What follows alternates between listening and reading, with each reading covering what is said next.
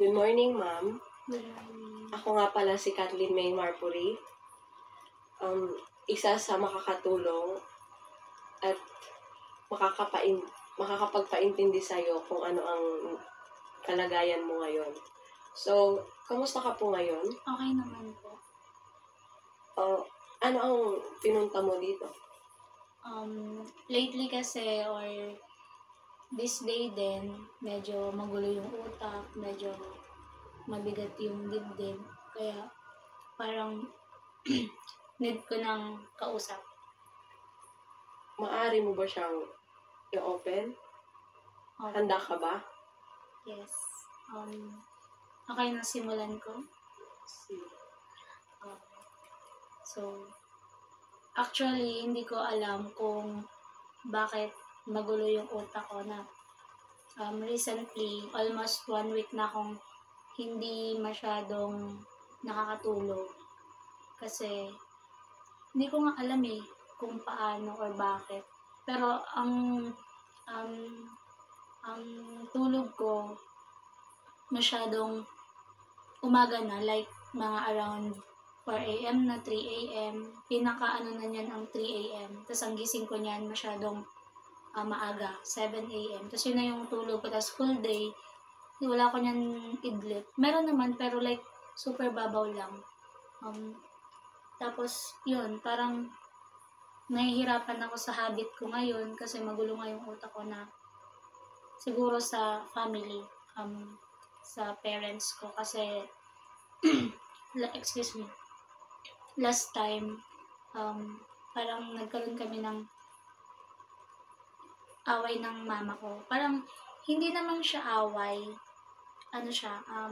tampuhan, na parang ang bigat lang kasi sa loob na ako yung anak pero iba yung inaasikaso niya kasi meron na siyang family. So parang ako mag-isa sa boarding house na parang nag-feel ko ang unfair. Ganun. Bukod po, ma'am, dun sa nabanggit mo, meron bang sumasagi sa isip mo? Meron pa actually. Gusto mo po ba siya i-open? Okay lang po ba sa'yo? Okay lang naman. Bukod dun sa naging problem namin ni mama, siguro parang hindi naman sa pinoproblema ko, pero mabigat sa akin, sa isip, tas mismo sa dibdib na yung RS ko right now. Kasi parang naninibago ako. Hindi naman siguro super naninibago, pero parang nangangapa pa ako since galing ako sa girl to girl na relationship, tapos biglang nag-boy and girl. Parang, tapos kasi parang meron sa akin na lalaki na nag-set ng standard. Tapos parang sa RS ko ngayon, hinahanap ko siya, which is wrong. Pero, satisfied naman ako sa RS ko ngayon. Tapos parang,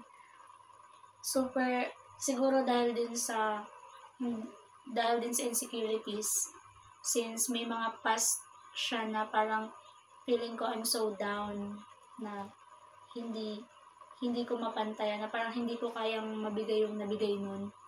And then, parang, yun, dahil din sa RS, tas parang feeling ko anytime wala akong karapatan magreklamo na mali yung ginagawa niya, which is wala pa naman siyang maling ginagawa kasi siya naman yung laging nag-aano ng mga bagay-bagay para mag-work kami.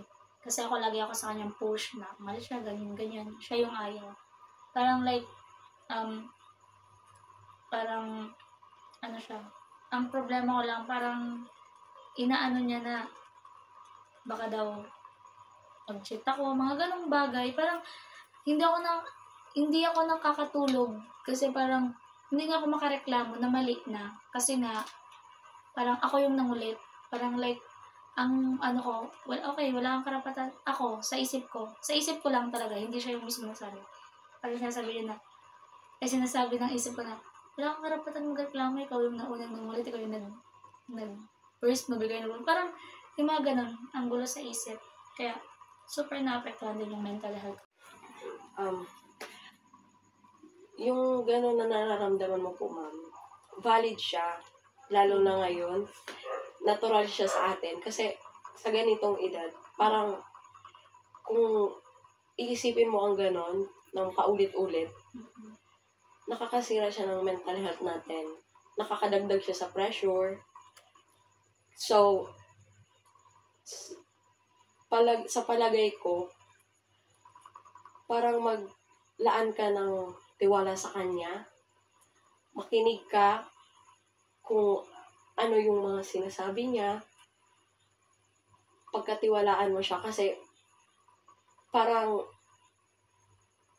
ayun, isa siya sa way para mapanatag ang loob mo at para mabawasan ang iniisip mo. Okay, ma'am? Okay na ba ang nararamdaman mo? Medyo gumaan na.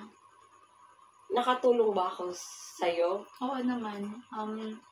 Medyo nalinawan din ako dun sa advices na binigay mo. Tapos, medyo nagkaroon ako ng clarification. Nagkaroon din ako ng idea na tama nga, dapat tiwala and tiwala.